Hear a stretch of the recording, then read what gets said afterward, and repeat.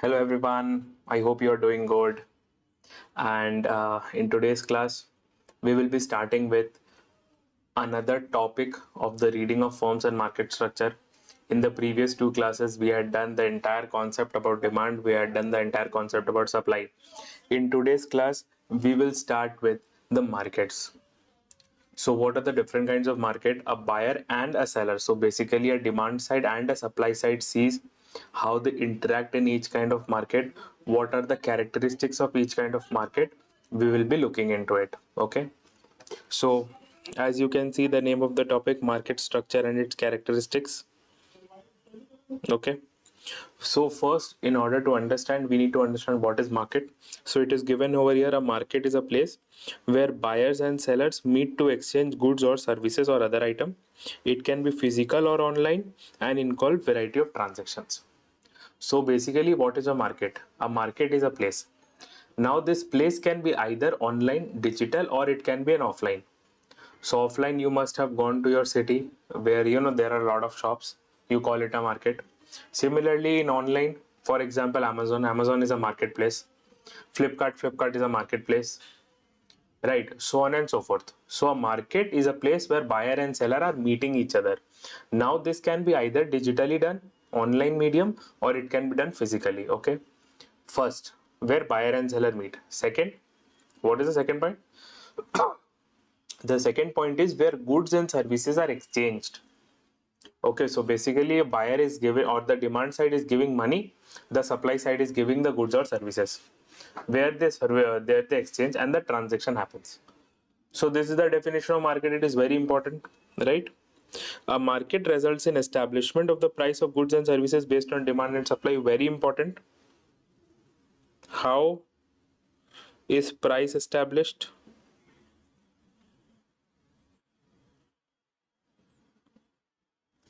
However, this is only true in unregulated market. This is only true in uncontrolled market. Only true in uncontrolled market. So this point is very important. Due to the interaction of the buyer and seller, due to the interaction of the buy side, sell side, or the consumers, or the demand side and the supply side, when they interact with each other, you get the price of a good or a service. But always remember, there is one important side to it. A market which is controlled by regulator, in that market the prices is not determined by demand or supply. In that kind of a market, a price will be determined by the government based on social welfare. Okay. Now we come to different types of market. So it is given that there are primarily four kinds of market. Okay. And all these kinds is there in our syllabus. So you will have to study all the kinds, you will have to understand all kinds of market. First is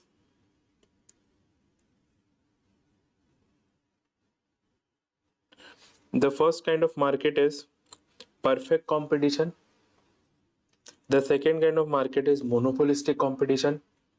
The third kind of market is oligopoly, and the fourth kind of market is monopoly. Don't worry, we will read about each of them. Okay. Now this is an important point. How do we differentiate a perfect competition from a monopolistic competition, from an oligopoly, from a monopoly? So how do we differentiate these kind of market? So there are primarily five factors. There are primarily five factors based on which we differentiate one market from another. So what I'm saying, I'll repeat it again. There are primarily five factors based on which one market is differentiated from another. What are these factors? Factors used to differentiate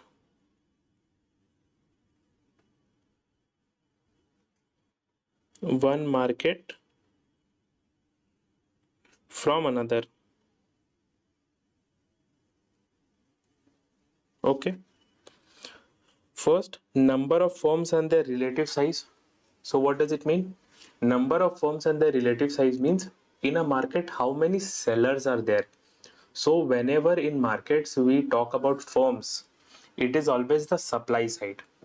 So whenever in the market discussion that we are having, we are talking about firms, we say the supply side. Okay, we are referring to the firms as supply side.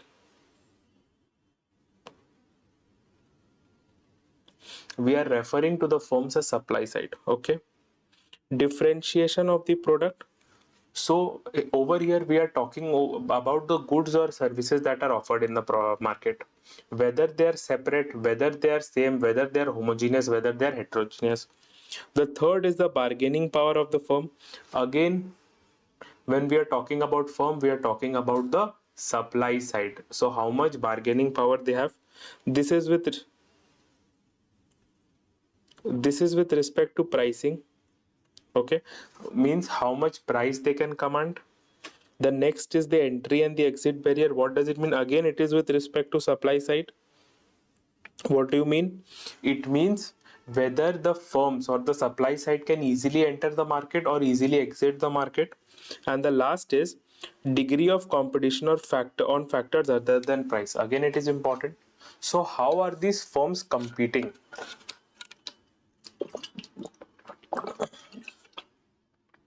So how are these firms competing? On factors other than price. So over here we assume that the prices are same or prices are decided. What are the other factors of competition? What can be the factors? It can be either advertising, marketing, it can be service, after sale service, it can be product differentiation itself as well. So what kind of competition that the supply side is doing? So over here if you see, most of the you will see most of the factors over here which differentiate one market from another is from the supply side. So what did we understand over here? That in order to define a market, understanding the characteristics of supply side is important. So that is why the concepts related to supply become very important. Are you getting me? Okay. So this is one holistic table where you will get every characteristics of every market, and this table is very important, very important for MCQ. Means it is a hot favorite point of discussion. You will be given a market, you will be given a characteristics, and you have to identify to which market it relate to. Very important. Means I cannot emphasize more on the importance of this table. Okay, so you will see four kinds of market: perfect competition, monopolistic competition, oligopoly, and monopoly. Okay, and then there are five kinds of features or five kinds of characteristics: number of sellers, entry barriers, substitute product nature, nature of competition, and pricing power. Five characteristics, four market, 20 points. Everything covered in this single table. Okay, let us see one by one. So we will read this table in vertical manner. Okay, so that we cover one firm at a time. We are not covering this table in a horizontal manner. We will cover this table in a vertical manner. Are we clear? Guys, are we clear? We will cover this table in vertical manner. First, we go to perfect competition. Number of sellers, you will see the number of sellers are many. What does it means? Means that it is a market where there are many sellers, not one or two, but many sellers. Okay. What are entry barriers? Entry barriers are low. Definitely, these 2 points tally with each other. Since the entry barriers are low, there are many sellers. Because the entry barriers are low, today if you tomorrow want to enter into that market, you will be able to enter into. Tomorrow if I want to enter into the market, I will be able to enter into. Because the entry barriers are low, the number of firms are high. Substitute product nature, very close substitute. What does it mean? It means no firm is differentiating their product.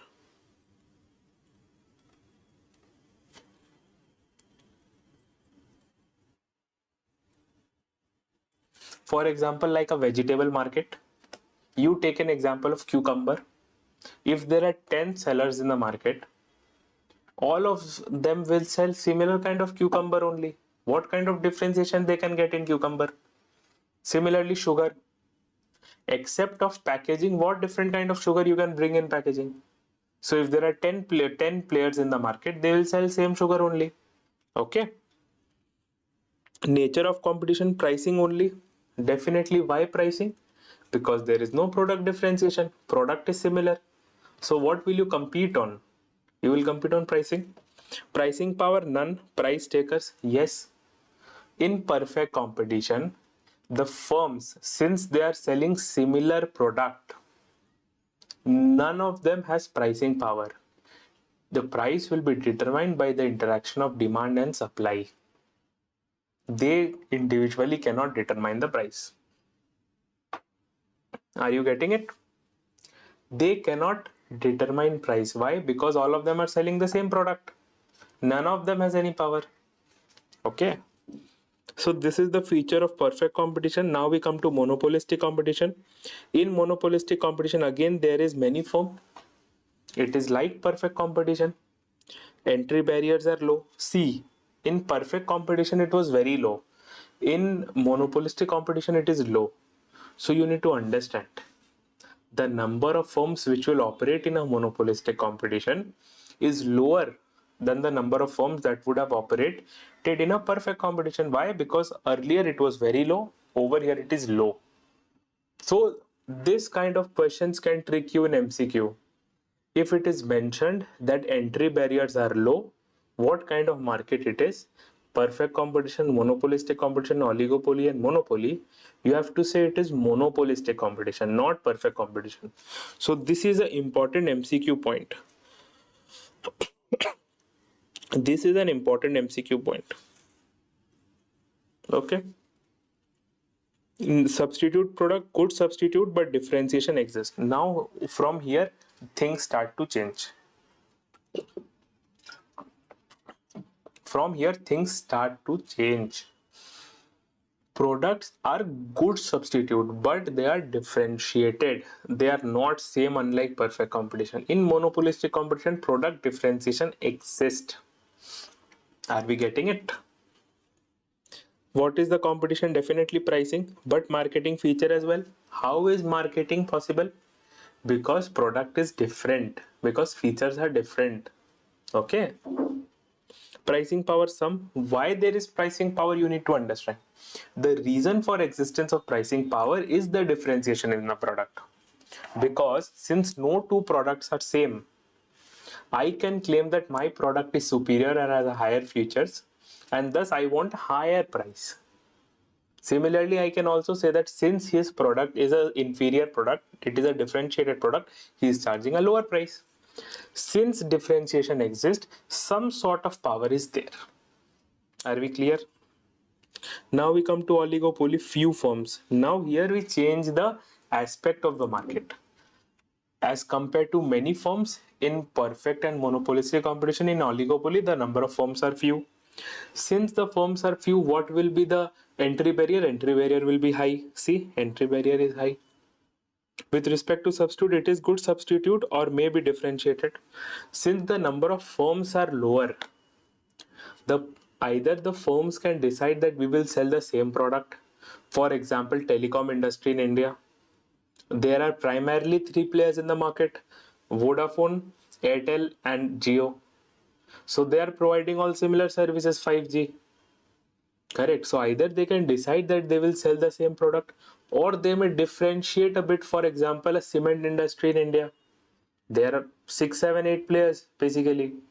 They are differentiating their product a little bit. Okay. What is the nature of competition? Again, pricing and marketing. So marketing is a feature available only when the product differentiation is there. Sum to significant. Why significant? Since the number of firms are lower, Since the number of firms are lower, each firm is powerful enough in the market to command a price. Are we clear? Since the number of firms are lower, bargaining power of the sellers are high. Plus, new sellers cannot come into the market because entry barriers are high. Got it? Monopoly. Monopoly is a very simple kind of a market. You don't need to remember anything. Monopoly. What is mono? Mono means single. So there is single firm. Why there is single firm? Because there is a very high entry barrier. Again, there is no good substitute. How will there be substitute? The industry only has one or two player only. Okay. Advertising, definitely. Whom will you compete on pricing? There is no other firm only to compete on pricing. You will not compete on pricing because there is no other firm. Okay. Pricing power significant. Definitely you are a whole and sole player in the market. You can control the price basis your requirement. So demand will play a lower role over here. The firm's wish and whims will play a higher role. The firm's wish and whim will play a higher role in determining the price. Are you getting it? So these are the features. So just remember, what are the 5 features based on which we differentiate the product? The number 1 is number of firms which are there or number of sellers which are there. Second, related to it is what is the entry or entry barrier in the industry. Third, about the product, whether product is differentiated or not. Fourth, what is the power of the sellers in the industry. And fifth, what is the nature of competition in the industry.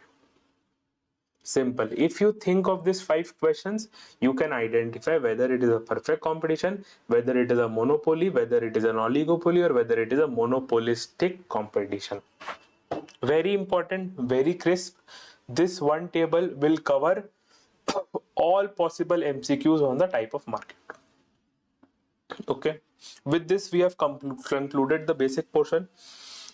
Then we have each and every market and its nuances individually. If you see, it was the earlier was perfect competition, now it is monopolistic.